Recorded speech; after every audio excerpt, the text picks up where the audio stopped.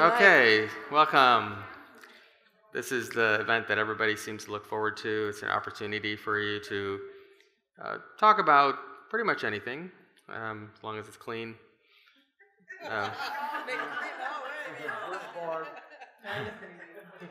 So the subject of this conversation is primarily consciousness-related questions, but you can delve into other areas like extraterrestrials or things that may interest you. And we have quite a few people here, so we'll have to try to keep the questions as brief as possible. Otherwise, we'll probably be stuck on the first one for the whole 2 hours. We are starting a little bit late, so we'll probably end up going a little bit over. So feel free to step up to the mic if you have a question, and when it seems like we're getting close to the end, I'll let you guys know so you're not standing in line and not get to ask a question. Nothing at all? Nobody has any questions. Oh. Hi. I was wondering if you could speak a bit, something that's been coming up and I've been reading about and experiencing myself on the topic of quote-unquote ascension symptoms, physiological, psychological. For example, for me, it's not really being compelled to move into a new diet or whatever, going from, it's just, you just naturally move there. Like I remember last year, I think Ethann said you don't give up meat, meat gives up you. And there's things like sleep disturbances, the people have had GI issues, so maybe in some of the clients that you're coaching or some of the other areas that you've been to, if you can just maybe discuss that a bit. Thank you. Well, I believe Ascension Symptoms are real. And the reason I believe this is because they have a huge community on Facebook, and we are always posting about the same things at the same time. So there's always common threads, and people are experiencing these things across the globe. But, you know, as I say that, we're also very unique as well. We have very unique energy signatures. So when things are changing within the planet, we're going to also respond to those differently. And I think because over the past couple of years, actually, if you go back and listen to some of my channelings, like 2017, the guy, especially the Arcturians, are talking a lot about how this pole shift and the new grid alignment was really going to affect our electromagnetics. And our electromagnetics are very intricately tied to our adrenal and hormones in the body, adrenals and hormones. And so that can have a crazy effect, right? Some people aren't sleeping at all. Other people are very exhausted. And so it's, you know, the messages that come in are so simplistic. And really, the biggest problem we have as humans with ascension symptoms is we don't like to listen to our bodies, and we like to push the envelope. And I say that with, you know, knowing that I am right along with you. I mean, you know, when we're tired, there's something wrong with us.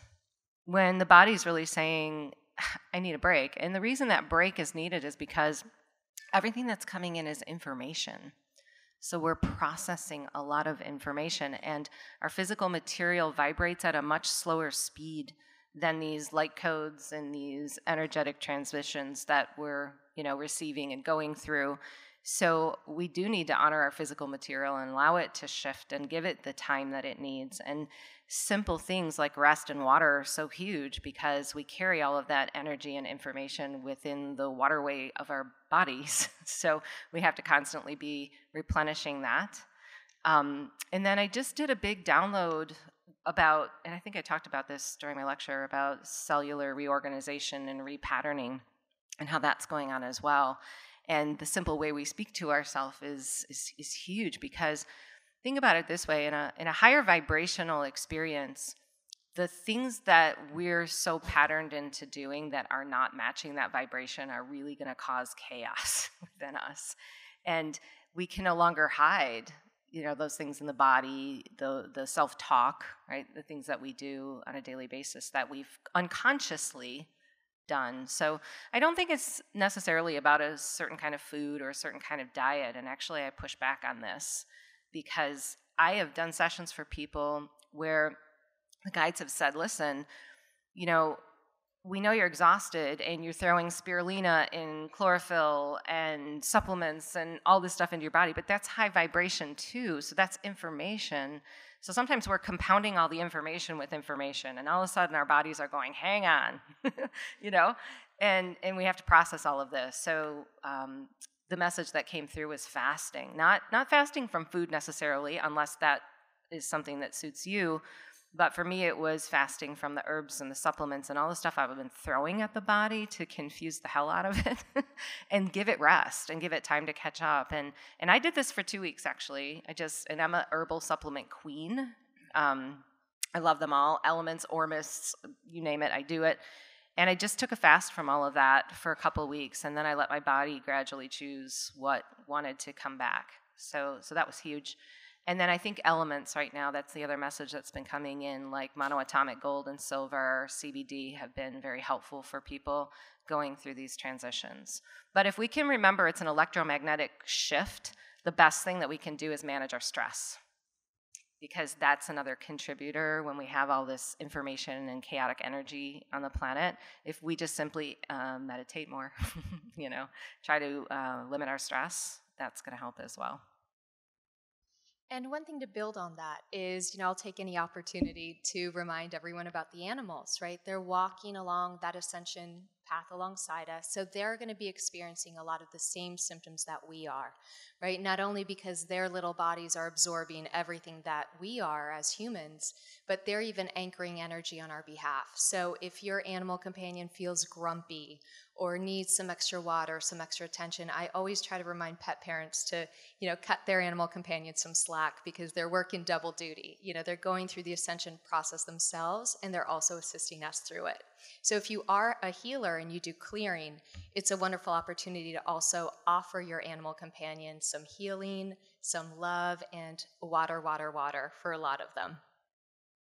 I'd like to say that one of the biggest ones that I've experienced, and I know others have, is dizziness. How many of you have experienced dizziness? That's really, really huge. And I think I first experienced it like 15 years ago, and I went to a doctor. And they're like, there's nothing wrong with you. We'll do, balance your inner ears. It was this. And so I think, to me, part of the answer to that is grounding. Trying to just ground in nature. Cell salts can help also.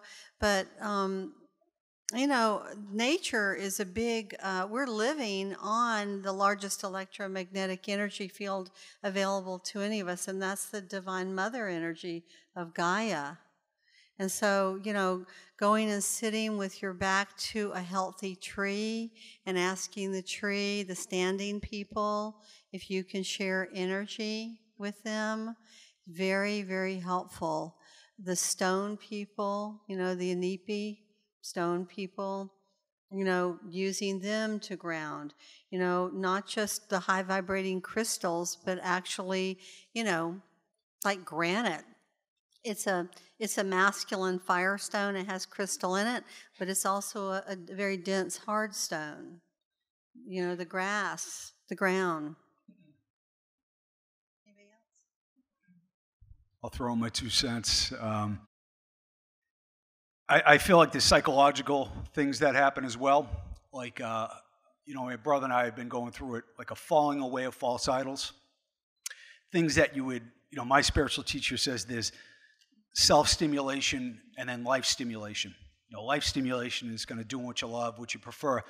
Self-stimulation is like going to the bar and watching a sports game, or, like this maybe biologically driven excitement and things like that. And I feel like, and I know myself, my false idols have fallen away, like overvaluing sports or having special relationships with people. Like, I love you, I'm indifferent to this person, and that guy I don't even like, the weird pyramid of care we have where we overvalue one being over the other instead of, having love for all. And you don't force that. You don't be like, I'm going to try to be this way. It happens of its own volition as you just undo and undo. So I feel like, a false investment in something that could never bring you happiness kind of falls away, which is a good thing. So that the bodily symptoms, I'm as dense as granite, so I don't really experience that. But I've experienced all these psychological things, and they are predicted in non-dualistic teachings, which is really cool as well. So that's what I would add to it.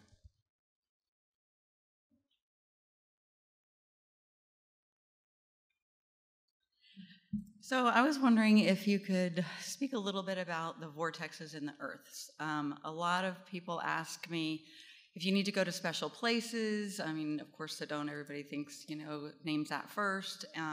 But are there really certain vortexes on Gaia that are more special, more heightened than others? And my question also on top of that is, if we are the light and, the vibration, then do we really need to go to a special place if we are this? I definitely say something to that. They're amplification chambers. So whatever you take there, you amplify. Like I took a group, I've taken groups to France, England, Peru, Egypt. I took a group to Egypt, and I said to everybody before we started, now, we're doing like the 22 names of God and all the different, we had a big spaceship show up, and Abu symbol, the first chakra, followed us all the way up the Nile, hovered over the Great Pyramid the whole time we were in there. I mean, it's great. We had one princess, she clearly had been a princess in past lives, but she was convinced she was still a princess. And so she was going to create chaos for everybody. And I said, please do not do this, because it is everything we take in is going to amplify. And of course, she did. And the people that she was affecting actually got sick. So it's really, really important when you go to sacred places like Sedona. The Indians didn't live there. They knew enough to take a pilgrimage there and, have a profound experience of learning and being taught by the energies of the place and then leave. We white people, we're clueless half the time. So we go there and we want to live and set up a beautiful home, and we wonder when we go to visit there why all of our stuff comes up. So there are powerful ways of triggering your memories, accessing higher portals, interdimensional portals. I've been to many, many, many of these places all over the earth. Definitely it's worth going, but be aware when you go that you need to have a commitment with the group you go with, that you're really leaving your garbage, your baggage behind, instead of picking fights and doing high dramas within the group. It doesn't serve anybody. I was just going to add, I have great respect for the portals and ancient sites, and they are technologies that can assist us to ascend. And many of us are called to go there for specific reasons and at times in our lives. And those of you who are grid workers are always being called to these very special places. But the guides are always quick to remind us that the holiest ground for our ascension is our day-to-day reality. And I think on social media, we get a little skewed on that in this community when everybody's got the cool pictures at, Giza and, with their arms up in the air. And I'm not, judging that. I think that's awesome. And I've not been to enough. I would love to go. But when we can come into the present moment with what is in our own divine plan and meet that, that's really where the ascension takes place. So we go to those sites to do the extra work. But yeah, go ahead. So, well, then will you speak on, I live in Tampa, Florida, and it's a very dense, thick, heavier, I've wanted to leave for a long time, but I've had spiritual healers say, no, you need to be there to help that area. And so, it can feel a little thick and a little harder and everything like that. So would that be considered more closed down? Certain areas were closed down, and then you have to bring more light in in certain areas than others? Well, the way the guides, when I do private session, a lot of times they will say you are not unlike the crystal that's been, scattered across the earth and dropped into specific areas that you are supposed to be. And it's not just for service and awakening. I think it gives us the experience as well. So as our soul is also here to evolve, even if we're light workers continuously, we're met with the human condition time and time again to enhance our sense of service. So I think we always find ourselves in exactly the right place at exactly the right time for both of those aspects of ourselves. the one that's here to heal and the one that is healing, you know. But yeah, I am sure that there are pockets of consciousness that magnetize or come together because there is a vibrational field that attracts those humans. We are all co-creators. And it's not unlike the cellular reorganization that the guys are talking about. It's kind of like the microcosmic aspect where all of a sudden our cells took on these individual assignments. Well, we're gonna take on cancer, right? And now all of a sudden they're separate of the whole, and they've got a little colony or community where it's a little more dense. And I think we have that on the planet as well. But I think it's changing. And actually, one of the messages that's come in really recently as we go into the fall and winter months is there's this kind of grand reorganization taking place on the planet. And I actually see it in a lot of my clients and the people in my community. All of a sudden, people are kind of uprooting and moving, or they're attracting new communities and people. It's kind of like a cosmic reunion, I feel, where we're meeting twin flames, and I say that not in a romantic sense, but cosmic soul partners, people that family members that we've been with on other planets, and things that we're here to work on with people that we've worked on before, right? Thank you. Yeah. Hi, thanks again for everything all of you guys have done for each other, for me, for everybody else in this room. It's really kind of fun to be here and relax because you can say what you are, and it's kind of just normal. I don't know about the rest of you, but I'm not normal most of the time. I have a question. I was in Micheila's workshop on Christ consciousness, so that's what came up in the workshop, and it's something that's come up for me many times in the last 2 or 3 years as I feel like I'm part of this ushering in the Christ consciousness and spreading that around and working with that consciousness, but I'm struggling with maybe it's a karmic masculinity of that just kind of keeps seeping into me. And sometimes I look at guys that are doing the same work and they're like so comfortable with it. And I'm like, I still feel like there's a conflict between me being a woman and Christ consciousness resonating for the last 2,000 years as a male thing.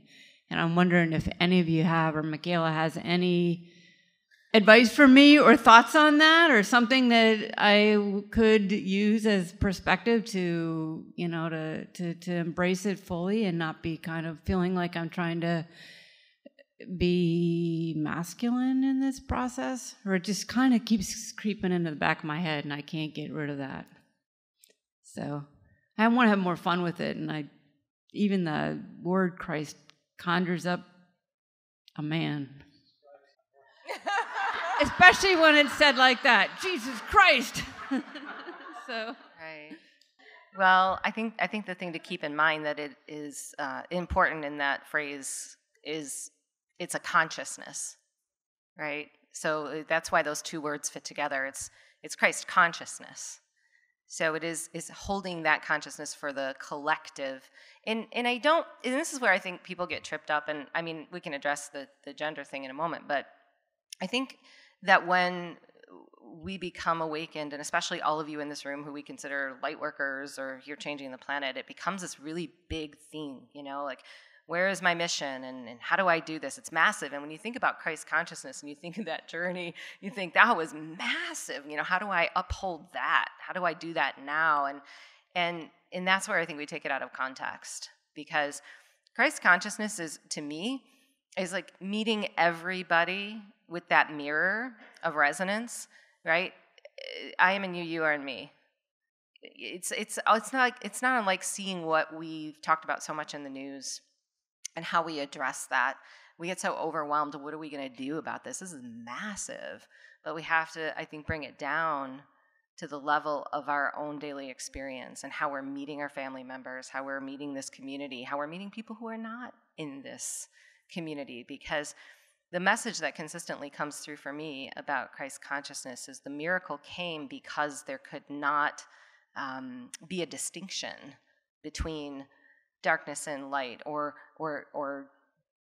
right or wrong. You know, Jesus could heal because he didn't see that person as sick or ill, right? He saw the healed person within, right? And that's what to me personally, Christ consciousness comes through as being able to see beyond those stigmas and how even we feel about ourselves here on the planet, and work through the light that we are, that organic light that we are, and see beyond that. But, you know, as far as the gender role, I know Tricia can probably add a lot to this, but I find in session that people who have a lineage here, you know, with Christ consciousness, or have a lineage with any of the ascended masters or those who are present in that time, even before Christ, or there's even cosmic players in that whole story.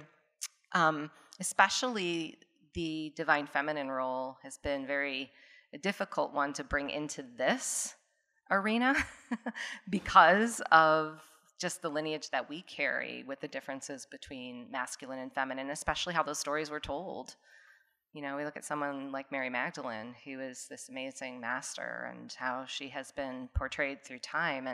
And so I think it all gets skewed in our minds. And I loved how Jim brought the whole androgynous, you know, aspect of that, because that's another thing that's really come through my readings for people who've asked about gender roles and what's going on the planet right now. And what's happened is the gender roles have become completely skewed. And so we're at this tipping point where we're now rebalancing that, where we can be a gender if we want, but it doesn't have to be defined in the way that it was before.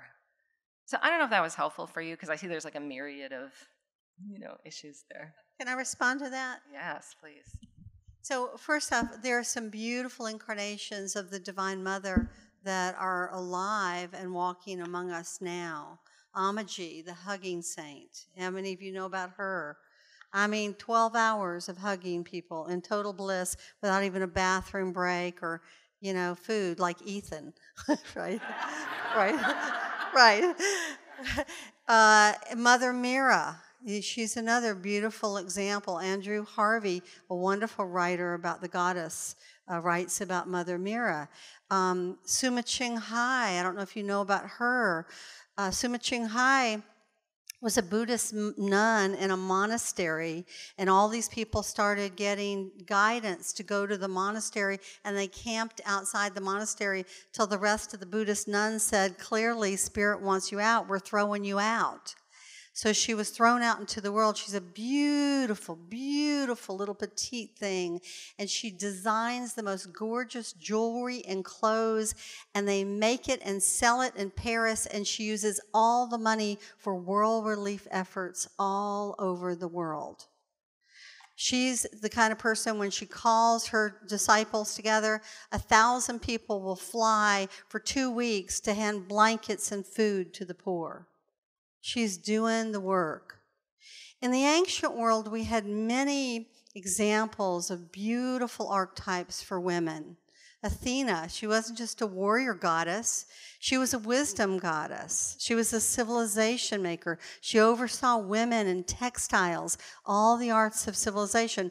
Artemis, she was like her, like Denise. She was the keeper of the animals, the protector of animals, women, and the forest. You know, we have Isis. I mean, she was everything. She was a mother. She was a wife. She was a queen. She was dethroned by the evil Set, her brother who wanted to rape her. She became a refugee. She found her husband's body. She resurrected him. She impregnated herself.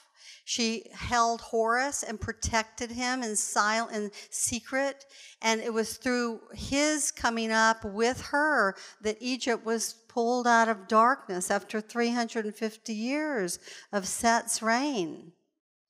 You know, we have Hathor, a goddess of healing, a goddess of sound. In the ancient world, we had so many beautiful archetypes. what we got left with the Abrahamic religions was the whore, which Mary Magdalene was not. The Catholic Church told us in 1979, oops, sorry, she wasn't a prostitute. Just kidding.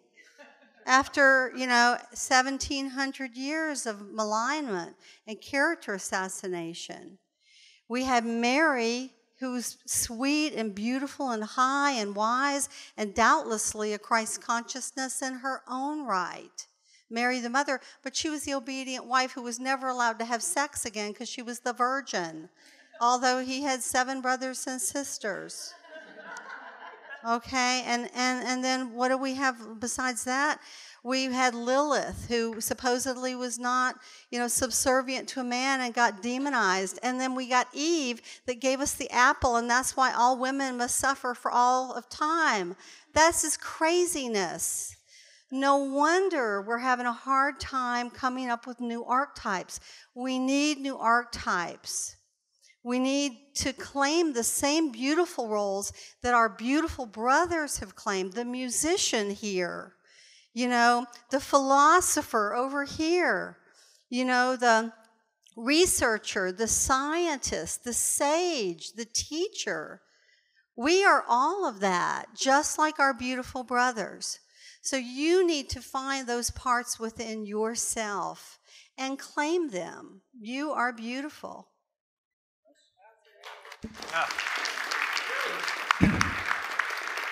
Thank you.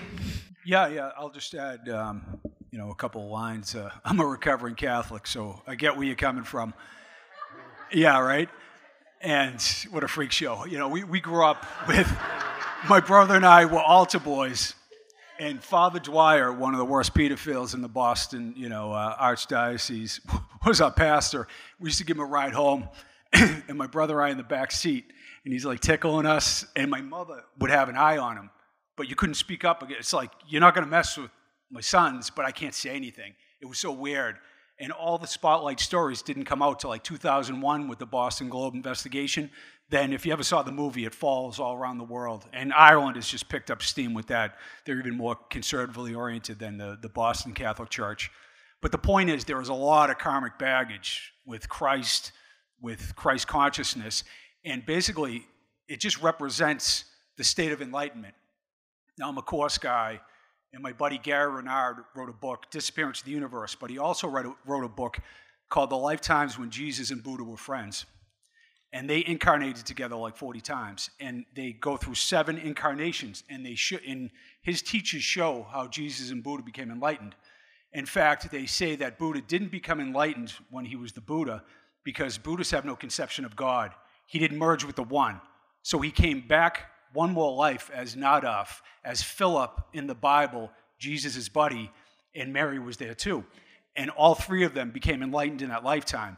And Mary shows up in Zen times when Buddha and Jesus are cousins, and they're both in love with Mary. And then she's sold off ends up in a prearranged marriage. But there's this whole orbiting of these beings, and Mary embodies Christ consciousness. It's really not a male thing. It's like Jesus was the first to exit the matrix when he was crucified. Then Buddha and Mary soon did quickly after. So that's what it represents, is like awakening to what we really are, which you would call Christ consciousness. But I dig what you're saying. It's a landmine area with Catholicism. And if you can, Tricia made a great point, like embody like a feminine role model, it's important. I see that a lot. And I sit on a lot of ancient mystery panels, and it's like all dudes, and there's one woman sometimes, and it's like out of balance for no good reason. And in spiritual circles, you hear about the masters, Lao Tzu, Jesus, Buddha, but the female archetype needs to be, resurrected. Yeah, and I kind of intellectual everything that everybody said, and I have been for a while because I've been studying this, but I still can't bring myself to step into a church unless maybe I'm just a visitor, and I really want to see how beautiful it is or feel the spiritual architecture, but anyway, I'm trying, and I thank you all for your support, and I understand the concept of it, but the word Christ I think still carries a lot of power in the wrong direction in me, and maybe there just is something I have to shift that will come through. Exactly. I'm going to work on that exorcism. I'd like to speak to that for just a moment.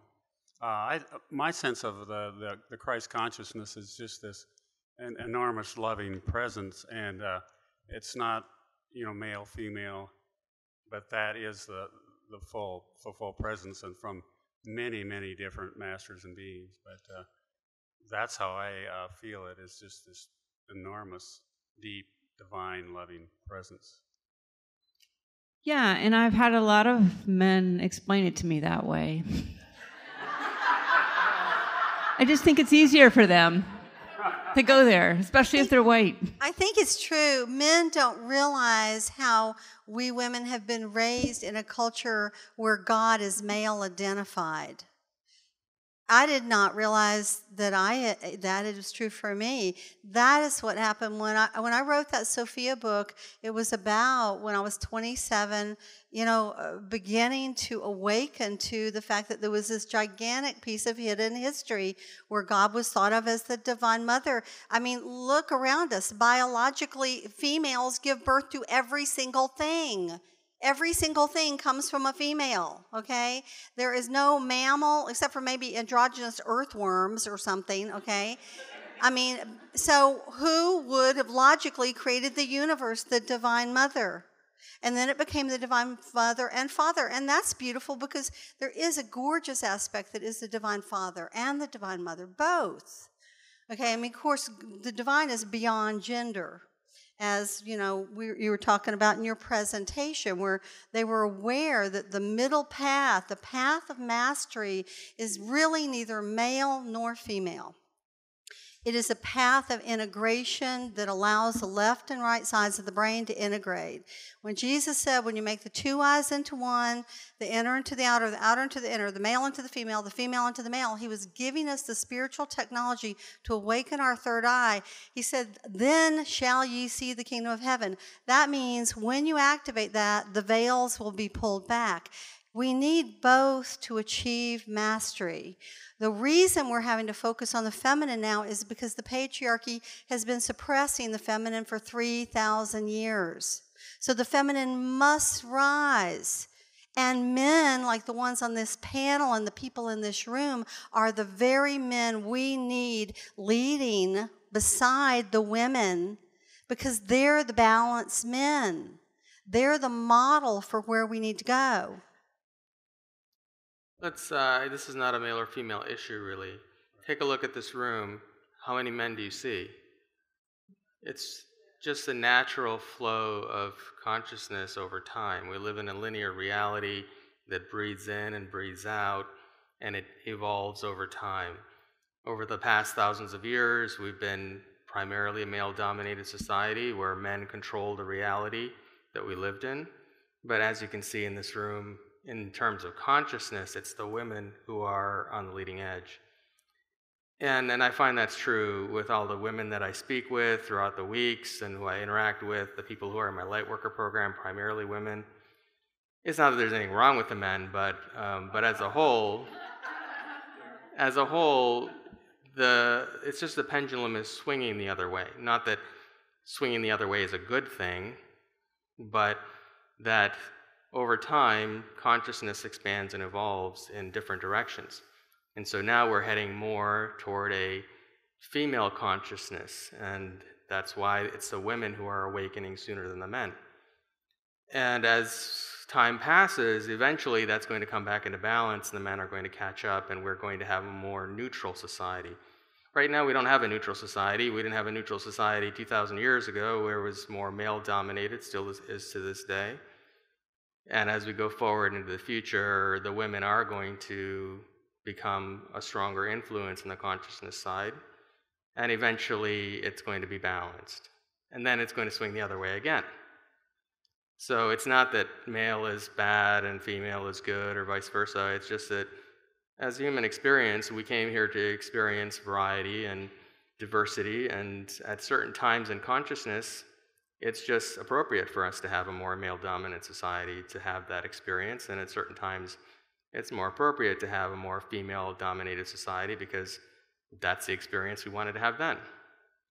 So, to answer your question more directly, though, there's no reason to be concerned about the Christ consciousness concept being more male in the past, because that was a different time. And this time, it's actually going to be more of a female-centered vibration for now, and before it comes back into balance again.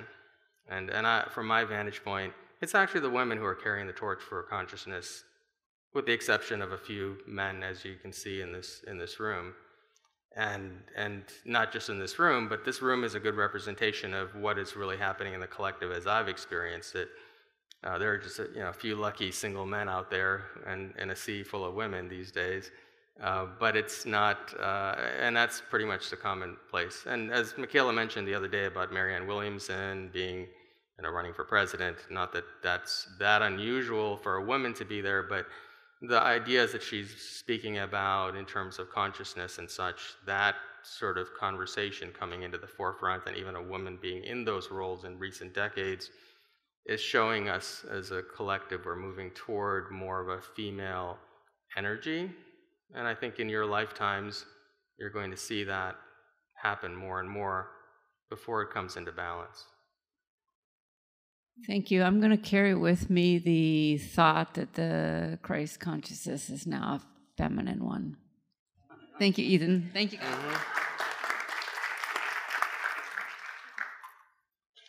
I think, and maybe some of you could confirm, but Edgar Cayce said that Mother Mary, who was said to have been born as an immaculate conception, came in a sort of divine form, half man, half God, if you will, just to use that analogy, like Jesus in some ways, and that she was the yin, or the divine feminine, combined with Jesus, the divine masculine, to create Jesus. And it was that the incarnation of the pair together that's bringing in that perfect female and masculine divinity. Although, as all of you have said, the feminine consciousness part has not been able to come forth yet, but they seeded the earth with the codes for that to come out now, essentially. And that's what's getting activated now through many of us as grid workers and so on, so that that part of ourselves can now awaken to remember that piece. And so it's not just divine feminine, the divine masculine is equally important. And the two together is the most beautiful perfection of what we're all striving for at the macrocosm. And the microcosm is our bodies with the yin and the yang, which as healers on a day-to-day basis, we're trying to balance in people every day, where one side is always a little bit out of whack, excess, and the other is a little depleted. I love that. Thank you. I have 3 questions, but I don't want to be a hog. So I don't know if there's a limit. Maybe ask one, because otherwise Sure. We're not going to get to pick your favorite one, and then if we gosh. run out of questions, you can always come back. Come back to next year's expo with more. There's, in my readings of Thoth, there's some controversy, it seems, where some reputable people out there are talking about a whole slant with some kind of Luciferian darkness where Thoth went dark, and that kind of story. I don't know if any of you are familiar with that, but it's out there being propagated. And it seems like from fairly reputable sources that seem similar to us. And I'm just wondering if any of you have any thoughts about that, and also with regard to the Emerald Tablets, In your opinion, what role does Thoth play ultimately in our history, and are his teachings relevant today, serving the highest and best interest of humanity? Was that 3 questions? That was one. That was one. Well, I feel like a microphone hog, okay, but I have to respond to that. I've worked with Thoth for years. He's totally of the light. He's one of the 4 great Kumaras, and he has an enormous love for humanity. He said, ye are gods going about in the bodies of mortals, where we are souls in the body of gods. So he recognized that the divine spark within them, who live for hundreds of thousands of years, also dwelt within us, even though we live a shorter time.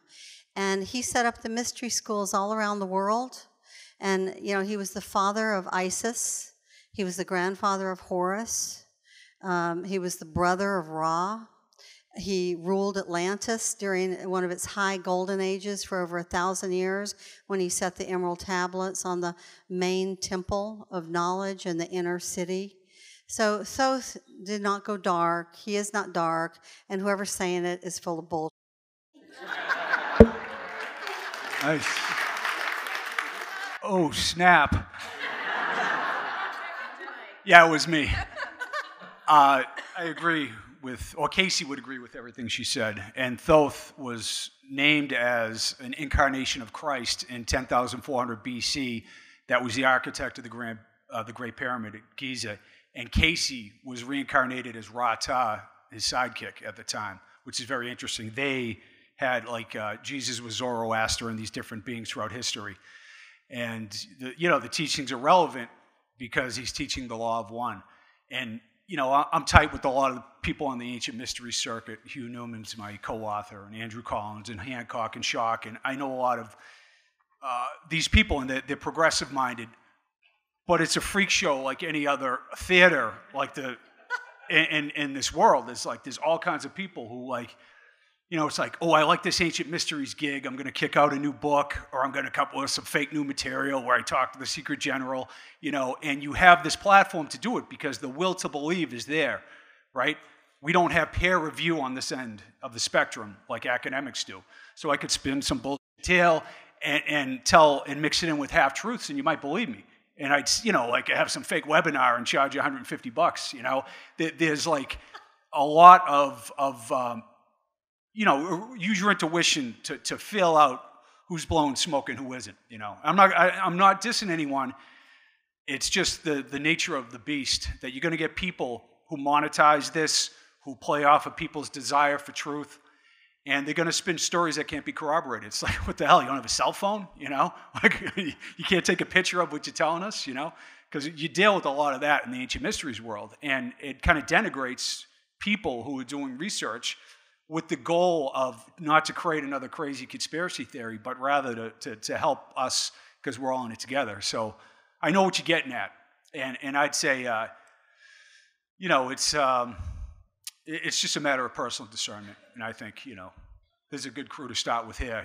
Everybody in the audience could articulate exactly what we're saying. We get different roles in life, but we're all given the same answers, frankly, over and over again to these questions that are asked in different configurations. They're kind of the same answer, which is cool. I just got a quickie to that, because I agree with Tricia and Jim, and I channel with Thoth, and highest light ever. But what I think is important to also note, because it's been my personal experience as an intuitive, that sometimes I'm led to information that's challenging me to believe stronger in what I know. So that's how I use that stuff when I come across it, because we can go down those rabbit holes and get pretty depressed, and it can be pretty dark, and it can make us lose faith in this connection that we're all cultivating right now on this planet. And I'm not saying that some of that isn't right or wrong, but we all have our own personal truths, and we're all meant to connect with the things that can either enhance, right, that personal truth, or take it down to the degree that we shut it down. That's what's happened here for so many years, right? We've shut that truth down. So I always look at those experiences as very important on my personal journey, because I have to sit with it and really come back to the conclusion that I trusted myself in what I know. Yeah, I was gonna just reiterate, they're all saying is that check with your body. Yeah. Check with your body because, okay, so you don't need any authority figures to tell you what is and what isn't. I'm not one. None of us are. We're just sharing experiences. None of us want to be in that position. It's all empowering the individual to know themselves and to know what's real and not real, so you don't have to rely on anybody to tell you because your body knows. It knows. This is how the dark works, is they'll take the truth and they'll weave certain truths in, and then they weave in this darkness. This is how the dark infiltrates every time. And if you don't know what's true. You say, well, I know this part's true, and this part's true, and this true. So this has got to be true. That is not true. And discernment, everything they said. And so it's great that you asked the question, because if you don't have enough information to know, I say you need to do the research, my darling, and you need to open to that higher frequency. Invite those to come talk to you. Invite that experience for yourself, and you will feel that high love resonance that they were talking about. Thank you, everybody, for your beautiful presence here. It's been really enriching. I was hoping somebody could discuss the use of psychedelics as a tool for amplifying the psychic abilities, the channeling abilities, because that was the trigger for me. It was magic mushrooms. It was Amsterdam, surrounded by love. It was a nest of love on the legendary Love Tour. Put my hand in the water, and the music came back after 8 years of not writing a song. And it was overwhelming at first, but it keeps coming. But I don't want to have to rely on them. It's increased the flow overall. But I'd love to be able to channel as clearly as possible without the use of any stuff. So I don't have any personal experience, caveat, but one thing that the animals have taught me is whatever works for you and is that inception point, remember that energy and tap back into it, because it's really about you going back into that moment where, bless your heart, you're open enough that you were like, I'm not afraid, I'm going to do this, I'm ready to open up. And a lot of people are afraid. I mean, I can say, I, for one, I'm too scared to do it. I wouldn't do it. So the fact that you were that open, that committed, that just shows your commitment. So keep following that path and keep going back to that moment of no fear. I think that's really what it is. The point of no fear, curiosity, and openness. Thank you. I was fearful for years before trying it. So, as someone who did ayahuasca as my awakening, I can certainly talk to this. So it was 2013 that I did my first ayahuasca experience, and what I realized was, I was able to speak to a voice in my head that I couldn't speak to before. And the next day, I said, all right, can I still speak to it? Of course, it's all gone from my system, supposedly. And I could. And I could continue to do this for years afterwards. And I know that that was the catalyst to help me realize what my gifts were. I could look at it and say, it gave me those gifts, but I think that would be very incorrect, and just say, all it did was give me the idea that it was possible, because I had blocked that out in my mind for the 40 years leading up to that moment. So I see it as, for many, a great opportunity to discover what your gifts are, and then you can use that to learn. So after that first ayahuasca experience, it was 5 or 6 years later before I did it again. And when I did, it was an opportunity where my intention going into it was, show me more. And so then I got more information as to how I could use my gifts. And so for me, it has just been a teaching tool, but I haven't relied on it to be able to do what it is that I'm doing now. Yeah, I don't have personal experience with psychedelics, but I've channeled a lot about them, and I can tell you they are a consciousness that was seated here. It's a multi-galactic resource that was seeded here and hybridized within the earth for humans. And some of us match that vibration at times, and it is going to constantly change to assist us, those of us who are meant to interact with it, as we continue to also vibrationally change. But I want to use the topic just to broaden it a little bit, because I never used psychedelics to connect. But what I find sometimes is we get into a rut with how our process begins that keeps us very narrowly focused and doesn't allow us to widen the spectrum of how our gift wants to change. And so I would just play with that a little bit to see, you know, is this something that I'm doing repeatedly to always ensure the same result? Or is it possible for me to actually improve on this and expand on it in a way that I hadn't considered before? And when that happens for me, when I leave myself open, I can tell you my channeling has consistently changed. I mean, the way I channel today is not even close to the way I used to channel when I first started this. And I realized I can do so much more than what I thought I could do, what I thought even channeling was. So, yeah. In my younger days, I tried the psychedelics, and it was a horrific experience to me because it was very scary. It actually, you know, blew the lid off everything, and it was craziness. And I definitely felt changed. And so I think that for me, I'd say it has to do with you. Like, I am somebody who, I wouldn't say I have control issues, although I like to be someone in control, you know, in time. And so I think that was the thing, is that it was too much for me. It completely opened way too much. And so for way that I would do it, I don't use any kind of drugs or anything, but I think even as different things began to open, I had to kind of sit with them and feel like, okay, how do I feel about this? Am I feeling comfortable? And I had to do a little dance for myself of, okay, I'm grounded, you know, all right, grounded, but okay, I got this going on, and what does this feel like? And, you know, and that was kind of my path with it. So maybe, you know, with anybody who's thinking about trying anything, you know, you got to go with your own personality with it, is the bottom line. That's what I'm saying. I did meditate for a year straight daily before having that happen, and I feel like it's the old radio. You've got the tuner and you've got the volume. The mushrooms were the volume. So perhaps your tuning was pretty lower vibrational at that point, and it just amplified that, which is still part of this same line of thinking. I live in downtown LA, and I feel that there are a ton of people that are stuck in other dimensions.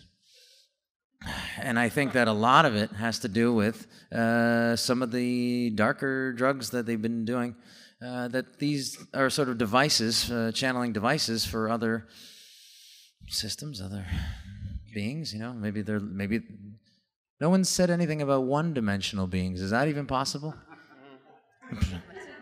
Can we go below that? I don't know. Well, I don't know about one-dimensional beings, but in my younger life, back in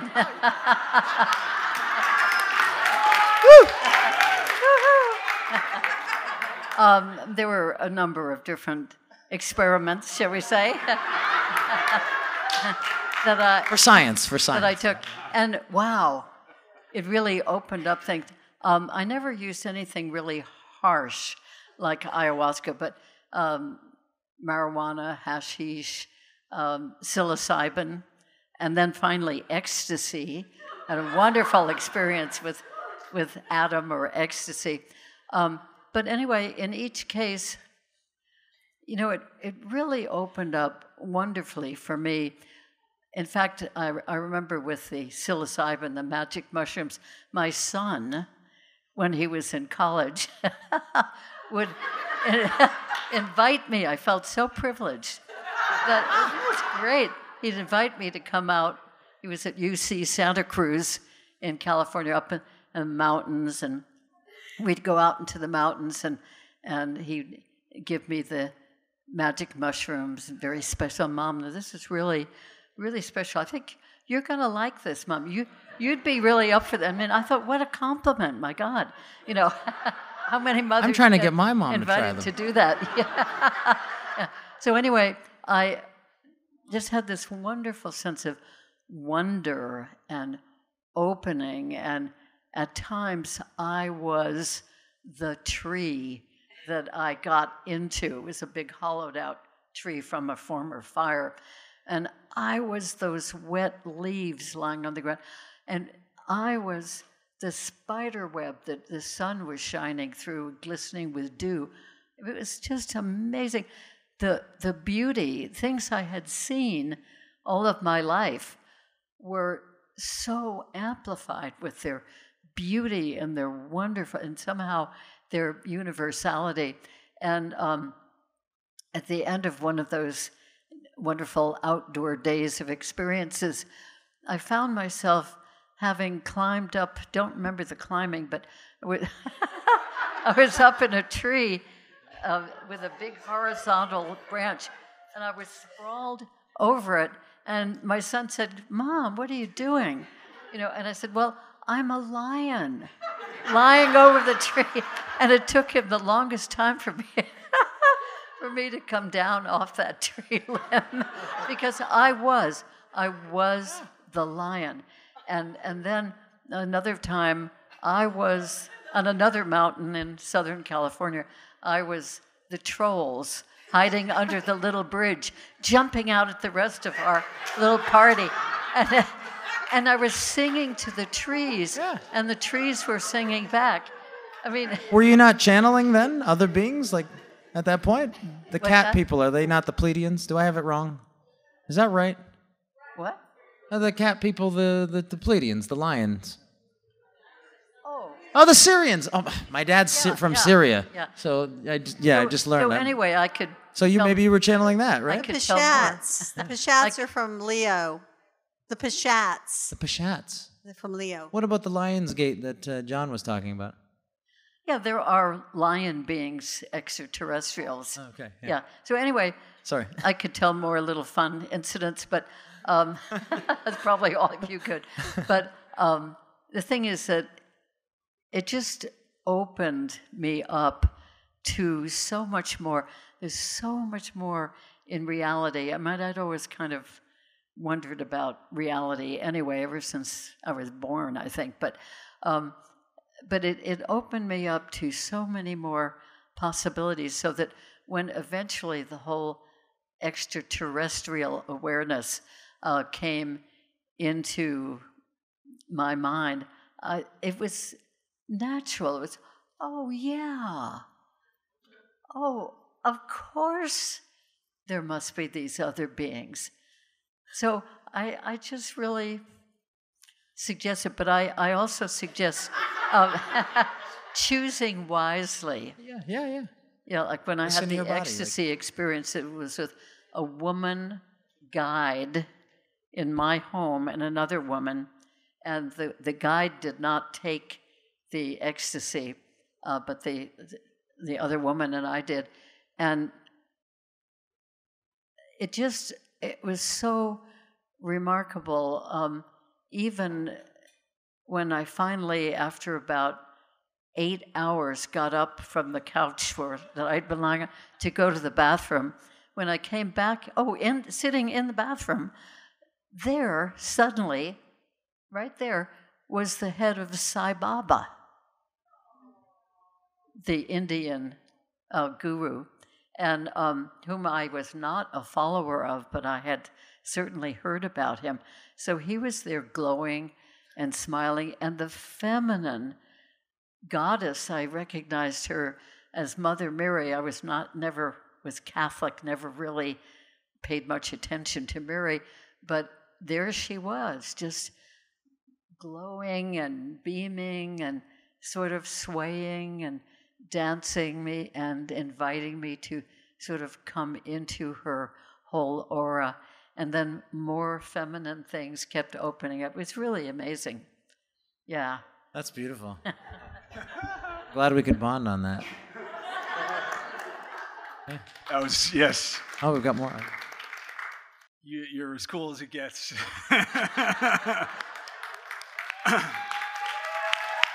Right? Yeah. Of course, I'm the Hunter S. Thompson of Ancient Mysteries. So I've done, and I'm dating myself, I've done many ayahuasca ceremonies and everything you can name. But, the only thing I would caution against is a lot of people, they are sent through developmental steps to basically a multidimensional version of themselves, if you will. It's not like you meeting somebody else or a state that you don't exist in.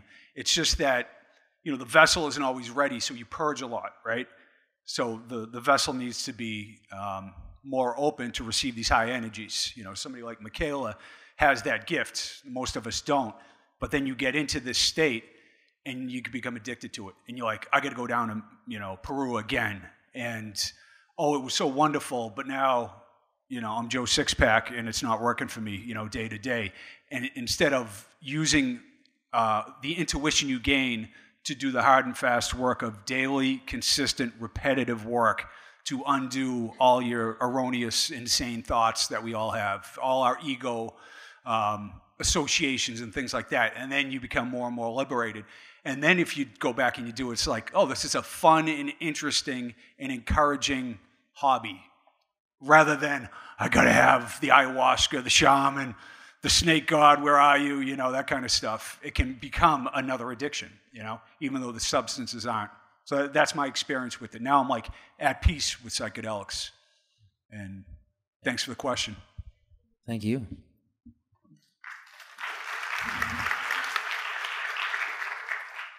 You guys aren't going to believe my question after that. First of all, thank you, all of you guys, so much. So my question's very matrixy. I'm curious, now that you guys are all, you're in it, there's a lot of us, I know myself included, I'm an accountant. And I've had this burning fire in me forever to do something different, but, I want to make my parents proud, I want to go that route. But I've been fighting it my whole life, and I finally, in the last 10 years, starting to break out of it. And I'm curious, a lot of you guys hearing your stories, it seems like it kind of happened over time a little bit. But now that you know what you know and you're in it, are there things you might have done, you might recommend to someone like me to really accelerate yourself into that transition? Because going from an accountant to, I don't even know what to go. I know I've got something big inside of me, and I'm just not even sure what direction to go. And I feel like if I don't take some sort of action, I'll be an accountant the rest of my life. So, thank you. Well, I would like to address that a little bit as the hero's journey. How many of you are familiar with the hero's journey? It's really the initiatic path. Joseph Campbell wrote books about it. And there are 3 classic steps. There's the departure. In other words, where are you right now? And what is it, the inciting event that causes the huge transformation? Then there's the journey. And in the journey, you meet allies. They can be, power animals. They can be shamans. They can be gods or goddesses. They can be masters. And you can also run into trouble, where you have people challenge you, or agents of the dark who want to pull you back or confuse you. And you take the journey. So if you think of it as a 3-act structure in a play, the departure is the first 15 minutes of the movie. And then the inciting event takes place. The whole movie is Act 2. What does the hero or heroine do? How do we rise to meet these challenges? And how do we succeed or fail? And then eventually, usually there's a journey into the underworld. And this is the classic Perseus story. Think about Clash of the Titans. Perfect. Hero's journey. So he has to go and die to his old self and bring something back to help the world. That is really not only the hero's journey, it's the initiatic path. So usually how it takes place in a dramatic form is your house burns down, your husband leaves you for another woman, the rug is pulled out from you, all your money's embezzled from your bank account, you're fired from your job, you suddenly have some illness, you're down on your knees in prayer, and you're saying, I don't know how to, I don't have the answers. I don't know where to turn. I surrender my will to thy will, and thy will is the divine will. That is the death of the ego, the surrendering of the little self to the true soul self, so the true self, soul self can be born. In the Kabbalah, it's Da'ath, it's Pluto, it's the hidden sphere where we cross the bridge, and drop the ego into the abyss, because the ego doesn't have the answer. It can't answer it. The mind can't do it. Only the soul can do it. And so in that moment, the soul begins to learn gnosis by saying, I don't know. And then that opening can happen. So when we ask to take this spiritual journey, it'd be really nice if it meant that we would win the lottery, have our house paid off, and find the man of our dreams. But myself, I've died 3 times and come back from the dead. $25,000, $20,000, and $40,000 for those wonderful spiritual experiences. So it doesn't have to happen like that, but if you talk to people who have made these huge shifts, many times it is. Ethann talked about, he walked away from the corporate world. I'm sure he was incredibly successful because he's very smart.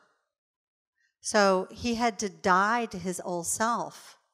Now, it doesn't mean he didn't bring his gifts with him, but he's in the process of the resurrection and rebirth of who he's meant to be. And this is probably true for everybody on this panel. That would be my guess. I'm a recovered CEO. And your question and kind of going, what would I go back and do differently? Well, I bought into a model. It was kind of set by my father. You go out and you work your way up higher, and the higher you get, the more closer to some place like Shangri-La you get to, the more your portfolio grows and the shinier your car is, then you'll be happy, content, and fulfilled. And so I had to walk that path and realize, well, okay, that's not the truth. And even with the great financial success I had created, I realized, well, I'm anything but happy, anything but content, anything but fulfilled. I really feel like I'm serving any sort of purpose here. And even as a child, I knew that I was here for some purpose. So there's always this part of me that was seeking that. And so for me, the catalyst was a heightened discontent with where I was. All of a sudden, the shiny car, I hated that car. Like, I can't wait to get freaking rid of that car, because it's not doing anything for me. And ultimately for me, the catalyst came when my lovely wife is in the hallway with the, I'm going to hit you with some truth look. And she just said, I don't give a damn how much money you're making. I look in your eyes and you're dead. You've been talking about fulfilling this purpose forever and ever. When are you going to have the courage to take the leap of faith? And so being, I think, kind of arrogant at the time, I just jumped right, okay, that's it, partners, I'm resigning, I'm done, see you later. I jumped in. If I could go back and change it, I would probably have transitioned more subtly. Because that's when the fun really starts. That dying to the old self. I'm a big believer in Joseph Campbell and the hero's journey. I've lived it. And I'm in the process of taking back a lot of what I do now into that space from which I came from, which is an interesting dynamic in itself. But I think one of the things in working and crossing paths with people who are looking to do this is find a way to start being true to your passion now without necessarily quitting the day job, because we do have dynamics. We have to pay mortgages. I offered my mortgage company some musical mantras in exchange for a month's payment. They denied me. They wouldn't go for that. So there's always that aspect. And speaking from personal experience, you don't want to get to the point where you're struggling to survive financially and have that energy brought in as you're trying to step into your purpose and your passion and your calling. So be true to the passion and the calling, and really rely on that inner guidance to guide you in coming up with a pathway to be able to make that transition where you can go into that other side. There's still going to be stuff that's going to show up. You're still going to have to die to the old part of you, that ego part of you, and let go of those things. But, it's tough when in my case, being a father with 2 daughters and a wife and a mortgage in Orange County, California, it put a lot of pressure on, and it made it extra challenging. Now, out of that challenging, I've been wrung like an orange, and all kinds of cool things came out of it. But it was a bit tough. So, in that saying is like, how can you be true to now? What makes your heart and soul sing, to find a way to get connected to that, integrate it into your life? The guitar has 6 strings. We have multiple strings and facets of our lives. So you got to be true to that string in addition to the other ones, and being, quote, even though I don't like to use the word responsible, but, there's a way to make that shift and that transition. There's going to be plenty of uproar as a result of making the shift, but it's always, I would have gone back and I probably would have been much more integrative in my passion and my purpose. But then again, I didn't really discover it till after I took the leap of faith. So yeah, see, listen to your heart. That's what I feel like in some ways I feel like I'm hanging on too much to that I'm not able to, because I have the resources to sustain myself. I have all of that, but I'm just not letting go of that life until I know where I'm going. That's the accountant. Yeah, see, that's where we get stuck in these timeline shifts. I want to speak to it energetically, because I talk a lot about the old grid, new grid, and everybody is coming up against these shifts right now. So just the thought that you want to change your life in some way means that you have already vibrationally changed. You just can't see it in physical yet. So if you wait to see it in physical, that's resistance. And that's where we get stuck in the old life. And it doesn't take a lot to bring that new grid, that 5th dimensional timeline, actually into your reality. And I like what Mark said, because the way guides would put this is, we have bridges. And sometimes those bridges are the old job that we just hang on to, or we do in a new way. We take on some consulting work. We kind of hang on to that old life, but we have a new consciousness wrapped around it. And even if we take 1 hour a day in our 8-hour workday and we put it into this new idea, and it doesn't have to be big. It doesn't have to be, I'm going to be the healer and I'm going to go serve people. It can just be practice. That's a higher vibrational activity, which is calling forth from your vibrational field all of the cooperative components to help you land it. And so that's when all the synchronicities come in. And that's what happened for me. And it was not easy. I mean, everything that Tricia talked about happened to me. Even though I was like, I'm taking this slow, I was putting the brakes on. I was saying, I don't want to go. But the marriage, the money, my entire life imploded. And I had no idea what it was going to look like on the other side. So you asked for advice about going through that. If I had to do it all over again, I would suffer less, because I would trust in the unknown so much, seeing what I saw on the other side and how it manifested.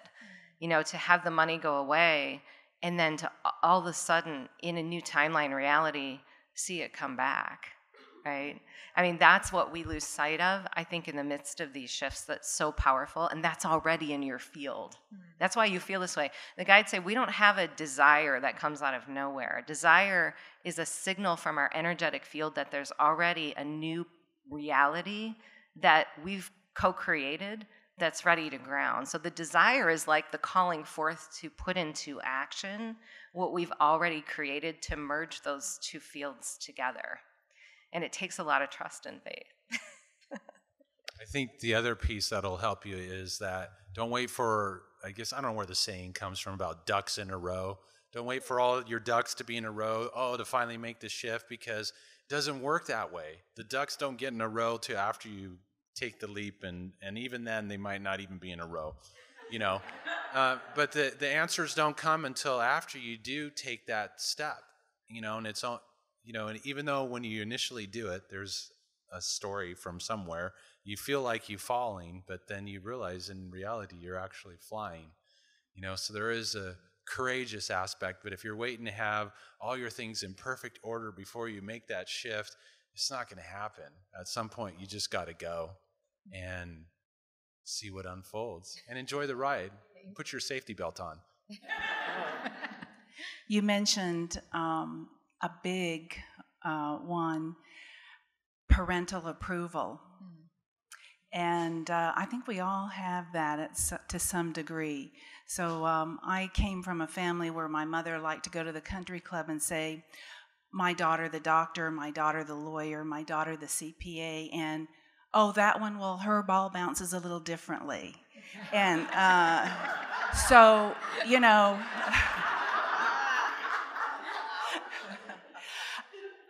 and, that kind of made me feel a little less than. And it took me a long time to figure out that my parents just wanted me to be happy. And and I think we're talking about moving into a new grid pattern, which more parents, I think, are more open to being okay if their child is not in a professional role.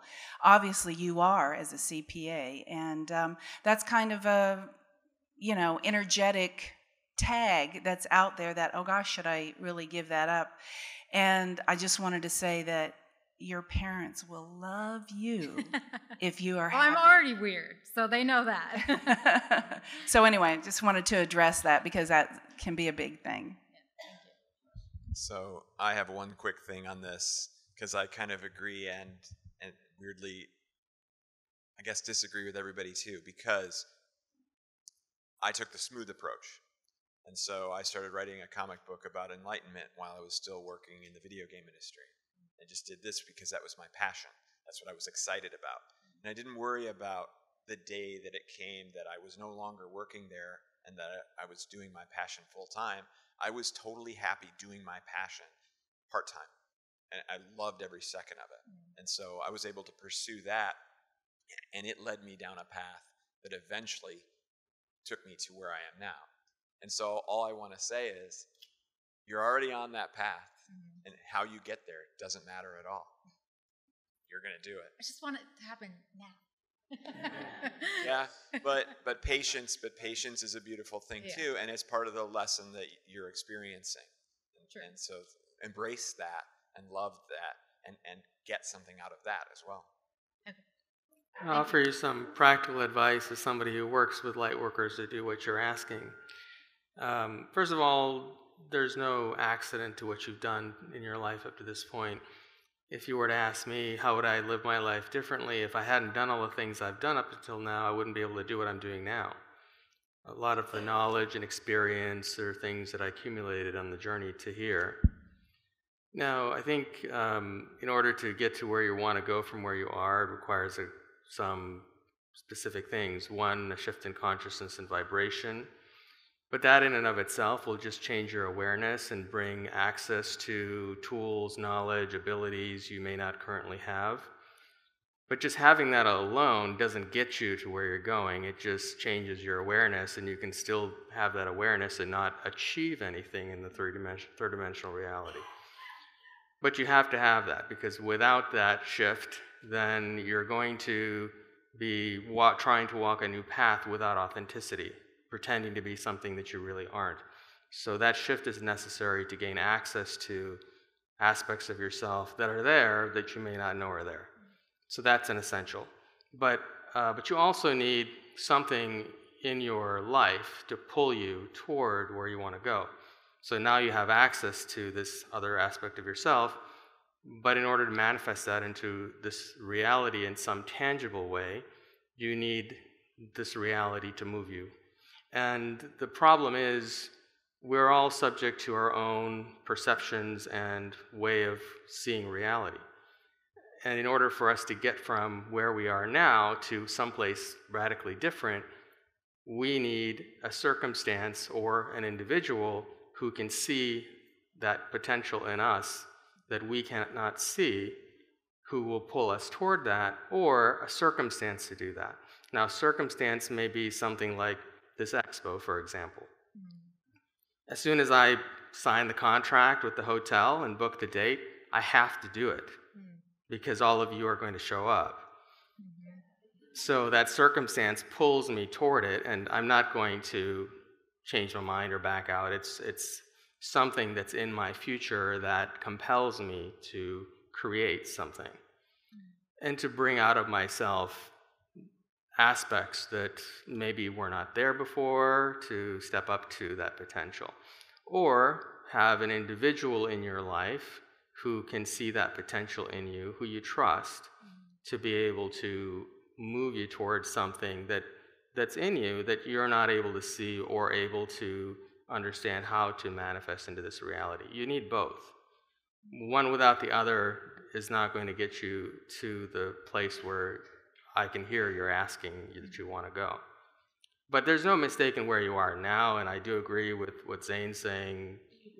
The journey often takes time, and where you are is good, and you've already started it, obviously, or you wouldn't be here. But you need those two components if you want to get from here to there. And don't quit your day job in the meantime, because that just creates more stress, and it does limit the potential in the long run. So, get those things in place, sign a contract somewhere. I get that. Yeah, and it will work. Yeah, I also wanted to say that I think what Xane said is very important. I think all of us walk in two worlds. How many of you guys feel like you walk in two worlds? And, maybe as long as we're in the third dimension, we're always going to be walking in two worlds. I was a commercial photographer. I had a 5,000 square foot photography studio in Atlanta. I shot for Macy's, Coke, AT&T, Calvin Klein, Ralph Lauren. I made a whole lot more money than I've really ever made doing this, believe me.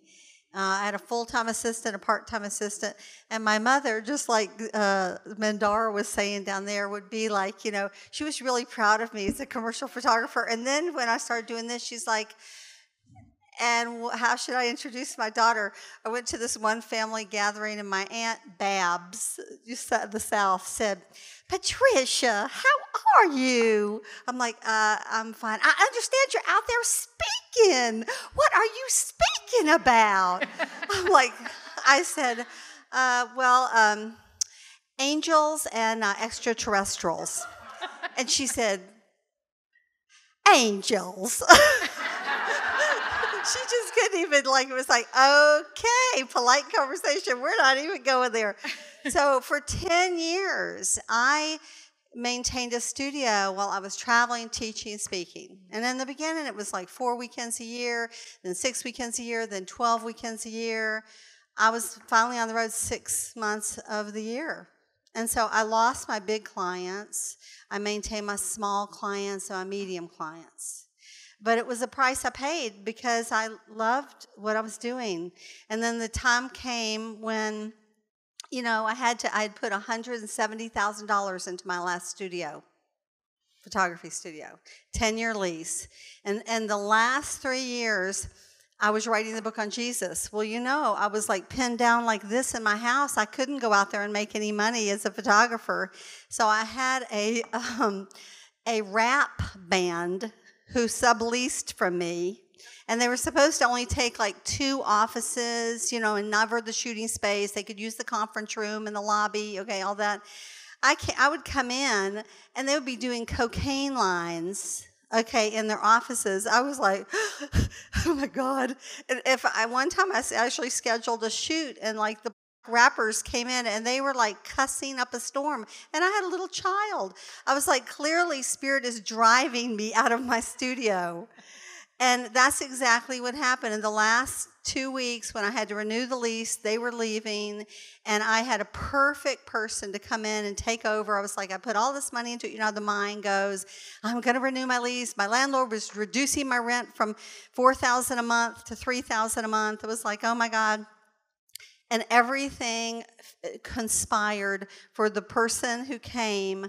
There was something happening at the studio that if they had come an hour before, an hour after, they would have said yes, but they came at the wrong hour. and there was something happening there, and they were like, no. And I remember when they left, I sat on the floor and cried, and I said, they're forcing me out finally after 10 years. And I looked through, 20 years of photography images and just cried and said, time for that part to go. So we walk in both worlds, and you have to. That's part of mastery. Thank you very much. I also had a comment. I've had so many lives in this lifetime, and all throughout the different aspects of my life, I've always noticed that I had a healing aspect in it. Regardless of what I did, even from young on, I always knew I had healing hands, and I always knew I had a gift. In every segment that I walked in, and every part of my life that I did, I was a third parent, and I was a wife, and then I was a healer, and the healer at work. I would heal my coworkers so they didn't have to go home, because they would try to say, well, I'm going home, I'm sick. Well, no, I'll fix you. So, especially in my last job, the rural carriers would want to take off. Oh, my shoulder's hurting. No, say, okay, I fix your shoulder. Now go back to work. I don't have time for you to leave. So it's in all of this, as I always was walking in the two worlds. And in the 80s, they had the Phenomena News and the New Age stuff. And so I, besides my work was, like the bread and butter, is like, walking in the two worlds. I tried all that. I was reading auras. I was repairing auras. I was, helping people out. Well, I fixed so many people, I ran out of people, So, so then I kind of drifted back into, working on people. And I said, my dad, I healed him from Bell's palsy. And I had a woman that I healed from throat cancer after she had her chemo. I used crystals to take all the chemo out, and she worked several years after that. So I had a theme through life, and I don't know that I would change anything that I had, because every step of my life opened up a door to a new step in my life. So, some people are talking about the catalyst. I suppose the catalyst was with me that made my final step into where I'm at now, was when I had a death. And I lost somebody that I was with for 18 years. And after that death, I kind of floated around for a few years until I met him.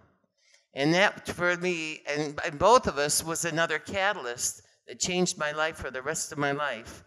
And I ended up having a wonderful family and wonderful people here. And I feel so much love from everyone. And I'm giving it back. And it's so special to me.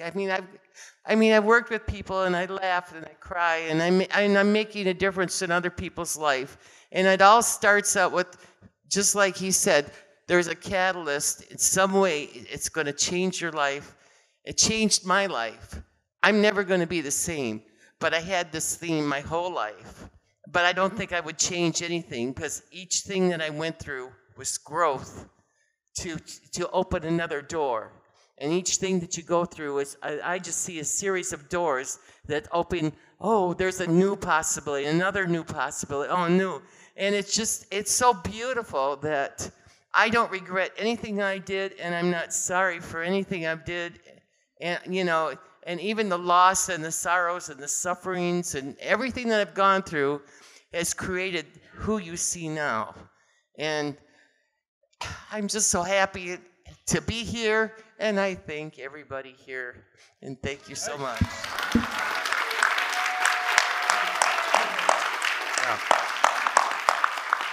I would like to speak to trying to find, what it is you really are, here to do, and certainly that happened with my experience with Ethann, and that because I was finishing my dental career, and I'd always been passionate about consciousness and had an incredibly powerful awakening experience. Very much wanted to share that, but I never could seem to sort of find the way.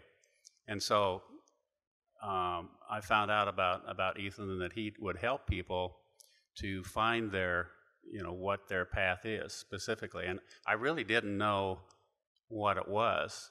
So I think it's very, very helpful to have somebody who can kind of take you back through your life. And what you'll find out, for I think many of us, there's like this thread that's following you all the way through, and you just need to sort of like go, "Whoa, wow, that's what it's all about." And from my own experience, I didn't realize that once I had an awakening experience and felt this incredible love for people and for myself, that's kind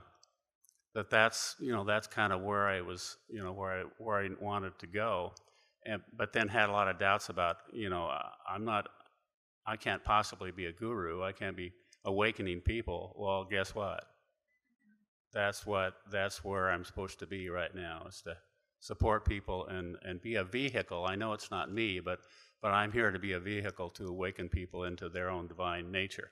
And for me, that is the ultimate goal, is for us to all know that we are Source.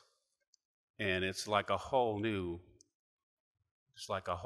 game all of a sudden. I mean, in fact, this game's over, because you're set in this, like, I've got it all.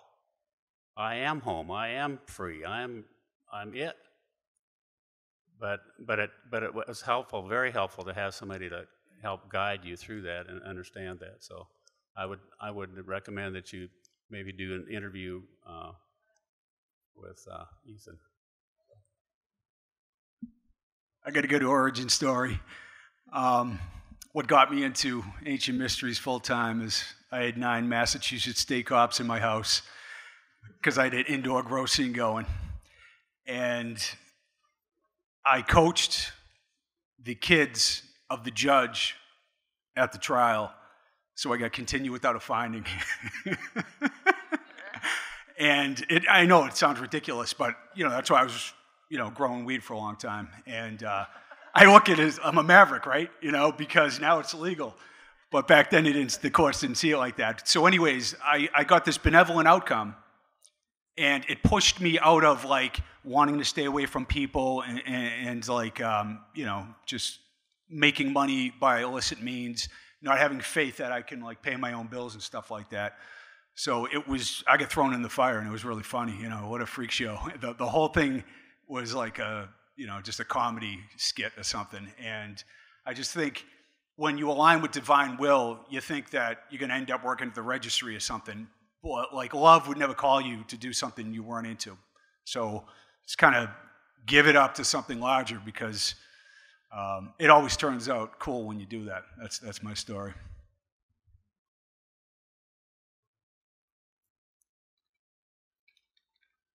Thank you for all this beautiful information. I would like to relate to this, to Tricia's beautiful description of feminine and masculine role in this new world.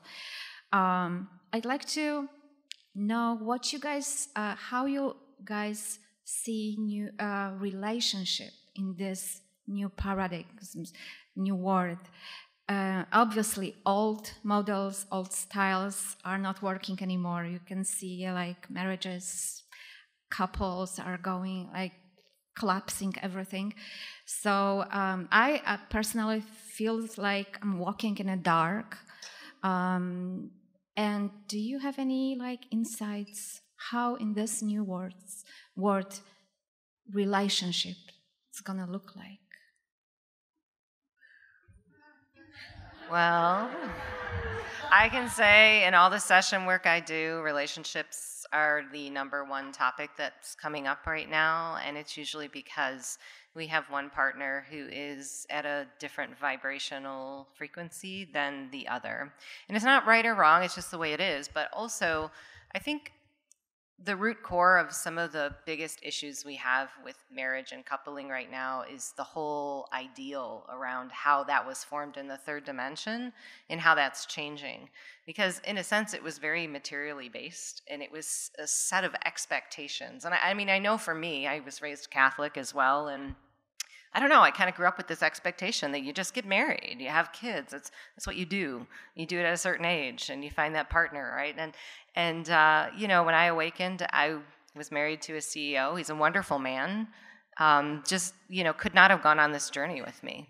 Just couldn't have gone on this journey with me. It just did not resonate with him. And so the guides always bring resonance in as the new coupling frequency, because as humans, we don't really remember how to resonate.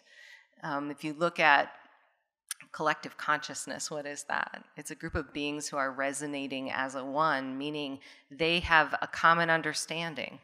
Right? They see into each other in a very different way than what we are able to on this planet, and I see that already starting. So I think that when they always say there's a big difference between supporting each other and being in resonance, because I get that one a lot too. Well, you know, I have this partner and he doesn't really understand what I do. It's usually he.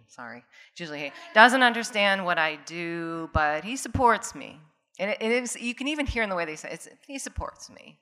When the guides are really quick to say, well, support is great, but you really want a couple who's in, you want a partner who's in resonance. And that doesn't mean they have the same beliefs as you, but it means that they can understand what you believe, or they're willing, right, to take that path with you. And I really think that's on the horizon, right, of the relationships that are coming into the new earth. It's more of a state of resonance. And also, I see partners that are coupling who are on mission together. Right? And I think that's more of like a twin flame, soul partner, twin flame. Yeah, it just means that we're here to do something together. I look at soul partner as an earthly relationship, and a lot of our karmic relationships have been from the earth. And now this new kind of twin flame idea, it's really more of a cosmic partnership. And you could have been together on Earth, but usually there's resource there. And not in a material way. There's the couples are coming together because they're fulfilling something within each other that accentuates the whole. So I'm seeing that a lot more.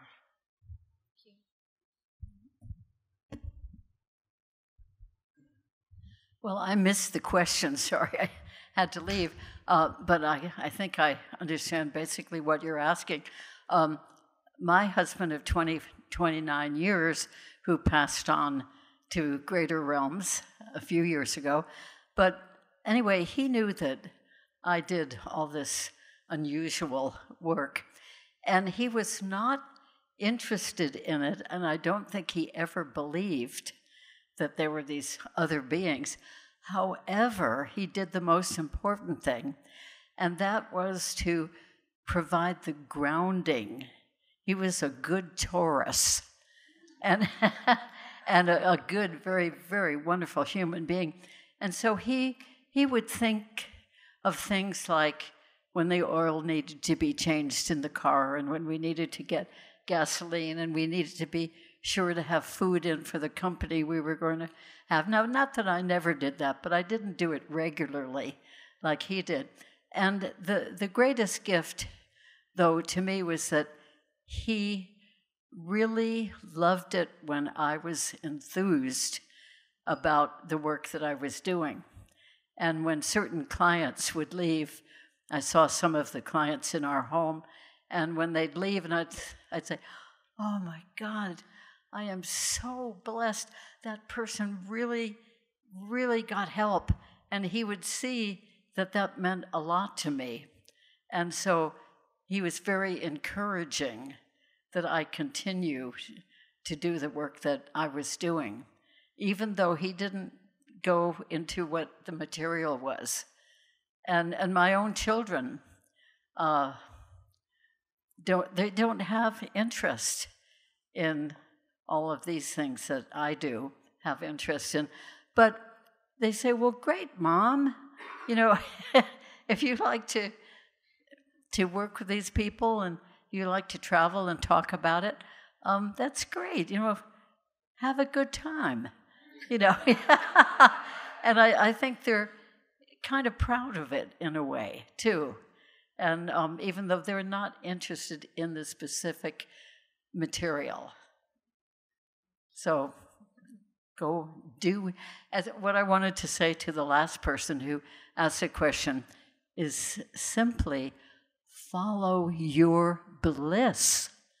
And that takes you into the work that you want to do. I love that. And I love everything that Micheila and Barb said, especially about finding someone who can kind of support you, be the yin to your yang energetically.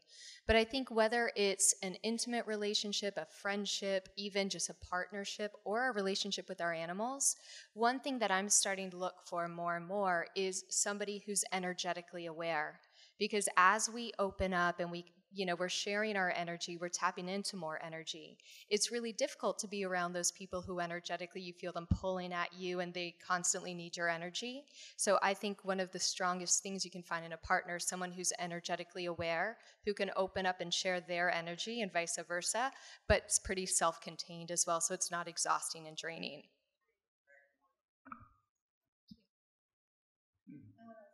Yeah, I'd like to speak to that for just a minute. It feels to me like the most important thing we can do is to be real to ourselves, and if we're really doing the work and understanding who we are at the most, at the deepest level, that serves a relationship more than anything else. And then you want to be with somebody else that's doing the same thing, and so you can both come to the relationship full, rather than coming to the relationship, I need something from you. Because ultimately we don't need anything from anybody, and you're really seeing them and you, or you and them. But that seems to be, that's going to be the healthiest relationship. So, boy, really, it feels like I need to do my own work, clean my act up. And if they were just working on that and doing the same, then you come to the relationship full, and you don't need anything from either one, and then it's just, icing on the cake. I mean, the rest of it's like, yeah. Maybe we can take one more question, and then we have to wrap it up. Hello. I have a comment, and then I have a quick question. So I was sitting there, and Barb said a word that triggered a question. I got really excited, so I got up, I went back there, and I had this huge visceral reaction. I was like, oh my God, what's going on? Can I actually speak? So that happened. And then, so my question, people use the word darkness, and Bashar, which I really resonate with, darkness is just, or what it is light either moving away, which is segregation and what we call negativity, or light unifying. Other than that, the void and the nothingness literally doesn't exist. So I guess if I can try to formulate this question, it's pretty general, but very specific to me. Darkness, even though how we use it, making it a thing, which is not, I'm grappling it in my mind. I don't know exactly what it is. And sometimes I think in our bodies, if there's a stagnant energy or a darkness in our bodies that creates a pain, you invite the light in, or so it would seem, and the pain will dissipate or go, or your chronic illnesses will go away. So I'm thinking, what exactly is keeping the light to create what we think of as darkness, even though it doesn't exist? There has to be something there that's blocking the light, and what is this blockage? And as we know, it's not darkness, because it literally does not exist. So that's my question. Once again, I'm a Course in Miracles guy, and Disappearance of the Universe is a book that, would say that darkness is just a temporary distortion. It doesn't have reality of its own, doesn't shine by its own light, and it gives you an applicable thought system to apply it to when you feel darkness, when you misperceive, when you're deluded by your ego to believe in something that is temporary and erroneous. And, I just think the question is asking, or you are asking for a consistent thought system that you can apply to everything. And that would be my best to guide you in that area and check it out, like the book, The Disappearance of the Universe, or the Course in Miracles mind training system or whatever. It's just the same. It's like quantum forgiveness over and over, because it's removing the blocks to love's awareness is what's going on. We've put blocks in the way of our divinity, right? That's what's going on here. And it's just like rocks in a river, and all the distortions are created because we put these blocks here to play the game of separation. And it doesn't have to be like that, but you have to train your mind out of it because you've been falsely associating with your ego for eons, you know? So that's what we're all here to do, like leave that stupid story behind, not blame my parents because I came in this configuration. I was born into this with all these issues because it's my choosing from previous lifetimes. Take responsibility, forgive it all, forgive it all. Everyone you see, you quantumly forgive. A political figure, the guy who cut you off in traffic. In fact, anything that appears to be done by you, to you by the world, is essentially like getting cut off in traffic. It's not even personal, although it seems like it, right? Because you are the architect of this, what's coming back to you over and over again, whether somebody's close to you or it's just a wandering stranger. So the point I'm making is there is a way to train yourself out of this misperception of darkness that's going to keep coming up. And, it's worked for me, and that's my experience, is like quantum forgiveness, a way to apply it to, like you go out the door, this gathering is great and it's lovely, but we all want more tools in our toolkit when tomorrow and Tuesday and Wednesday come along. And when things come up, we want a thought system that's going to serve us over and over again. I think everybody here has offered these great and meaningful ways to, listen to your body, be kind to yourself, open up to something larger. Those simple mantras that we already know are the answer. And I should shut up because you have all the answers inside you, and that's all I should have said instead of going on for 7 minutes. But I would like to address that if it's okay. The universe breathes. It breathes out and it breathes in, creating the infinity symbol, right? So this is the centrifugal wave that goes out to the worlds of density and duality. This is the centrifugal wave that comes in to the source. Now, we all know the source lies within us in the sense that we all have that divinity, but we are like God, and God is like us. So, do you want to be loved? Yes. So does God. Do you want to force someone to love you? No. You want them to choose by their own free will to come to you in their own time and to love you freely with all their heart. So does God. So God has created, let us say, the infinite game of hide and seek, as you and I were talking about earlier, Jim, where we go into the lower worlds for the adventure and to forget who we are so we can have the experience of remembering who we are.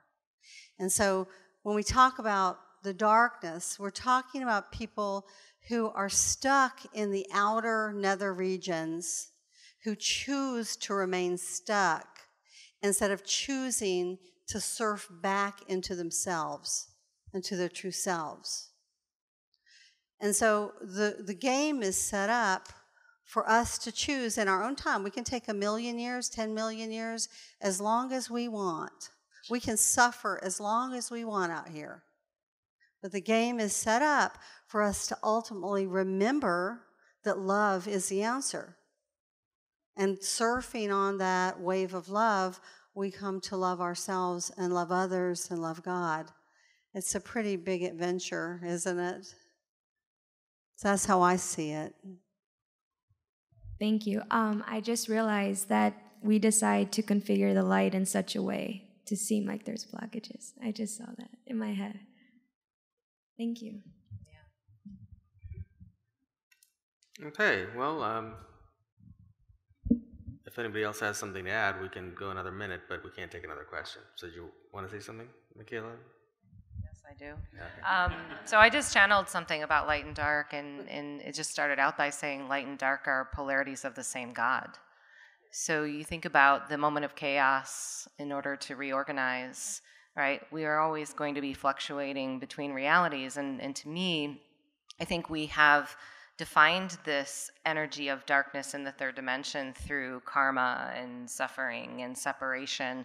So we've kind of made it a darkness when really it's a part of our everyday transition to always consider contrast, and how we perceive that reality has everything to do with how we also define it.